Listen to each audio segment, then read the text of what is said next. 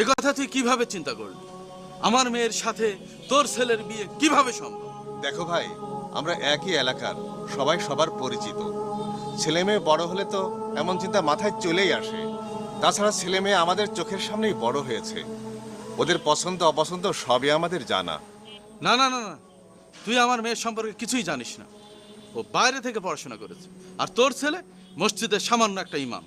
আর তুই চাস কি তোর ছেলের সাথে আমার মেয়ের বিয়ে দেবো? ভাই, আমি তো চাই যে তোমার মেয়ে তোমার কাছাকাছি থাক। তাছাড়া এমন ভালো মেয়ে পাওয়াই তো কষ্টকর। কষ্টকর? আমার মেয়ের জন্য বড় চাকরিওয়ালা একটা ছেলে পেয়েছি, মোটা অঙ্কের বেতন পায়। আমার তাদের সাথে কথা চলছে, আমি খুব তাড়াতাড়ি বিয়ের তারিখটা ফাইনাল করব।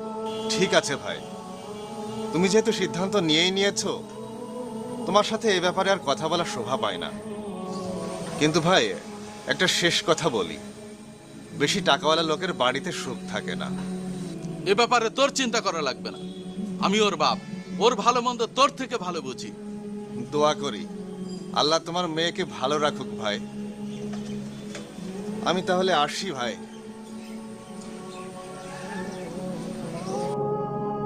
তুই ভাবলি কি করে আমার মেয়ে তোর ছেলের বউ হবে? আমার মেয়ের বিয়ে তো আমি বড়লোক ছেলের সাথেই দিব।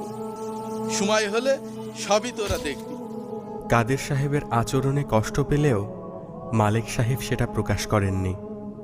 মাথার উপর অহংকারের বোঝা নিয়ে তিনি বাড়ি ফিরলেন।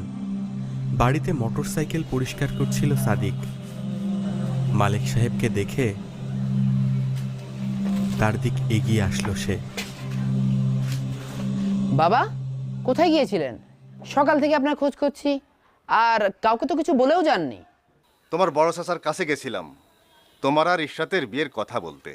কি দরকার ছিল বিয়ে শাদীর ভিতরে জড়ানোর? আর তাছাড়া আমার পড়াশোনাও তো এখনো শেষ হয়নি। তুমি ঠিকই বলেছ, তোমার চাচা বড়ই বুদ্ধিমান, উনি ওই একই কথা বললেন। তো বড় চাচা কি মতামত দিলেন? তোমাদের হাতে এখনো অনেক সময় আছে, আগে লেখাপড়া শেষ হোক, তারপর দেখা যাবে।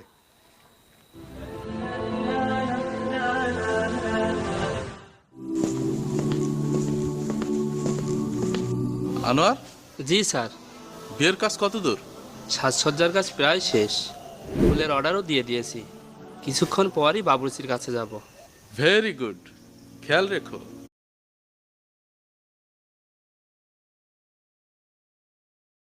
আমার একমাত্র মেয়ের বিয়ে, কোনো কিছুর কমতি যেন না থাকে। বলছিলাম স্যার, আমাদের এখানের কতজন